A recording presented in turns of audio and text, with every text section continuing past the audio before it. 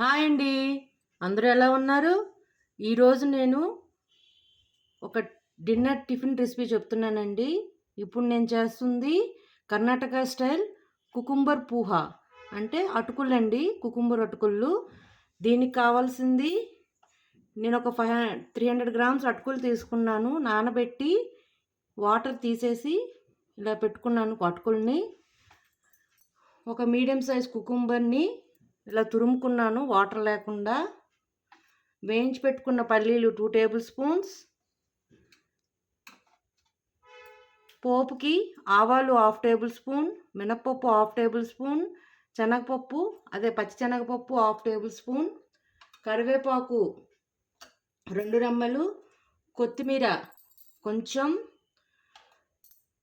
పచ్చి కొబ్బరి ఒక చెక్క దాకా తీసుకున్నానండి. పచ్చి కొబ్బరి, పచ్చిమిర్చి నా కారం తగ్గట్టు 3, అల్లం చిన్న ముక్క, అవన్నీ కలిపి ఇలా గ్రైండ్ చేసి పక్కన పెట్టుకోవాలి.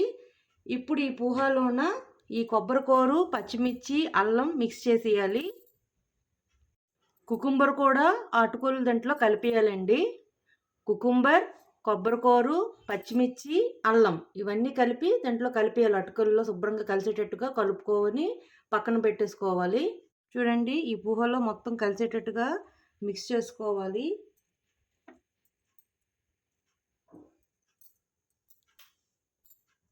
చూడండి, ఈ విధంగా మొత్తం కలిపేసి పక్కన పెట్టేసుకుంటున్నాను.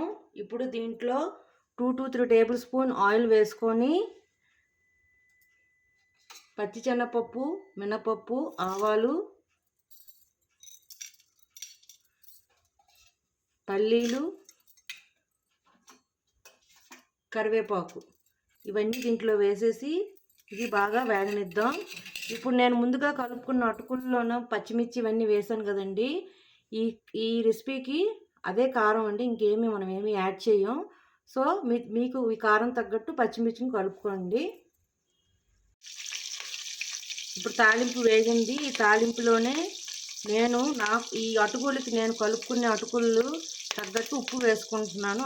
ఈ ఉప్పు తాలింపులోనే వేసేస్తున్నాం కాబట్టి మనం అటుకులు వేసేటప్పుడు దీంట్లో వేసుకొని కలుపుకునేటప్పుడు ఈ ఉప్పు అంతా దానికి పడుతుంది. సో చూసుకొని మీరు ఎంతగా కలుపుకున్నారో అటుకుల్ని దాని తగ్గట్టు మీరు ఉప్పుని వేసుకోండి. ఇలా కలిసాక ఇప్పుడు నేను కలిపెట్టి ఉంచుకున్న అటుకుల్ని దీంట్లో వేసేస్తున్నాను.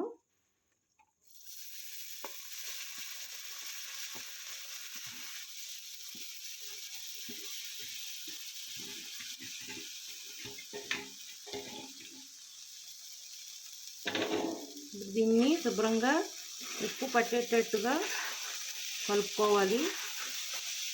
మీడియం ఫ్లేమ్లో పెట్టుకొని కలుపుకోండి. శుభ్రంగా కలుపుకునే విధంగా కలుపుకున్నాను. దీనిలోనే కొత్తిమీర కూడా వేసేసి ఒక మీడియం ఫ్లేమ్లో 10 మినిట్స్ ఉంచేసుకొని సర్వ్ చేసుకోవడమేనండి. ఉప్పు సరిపోయింది. టేస్ట్ చూసానండి.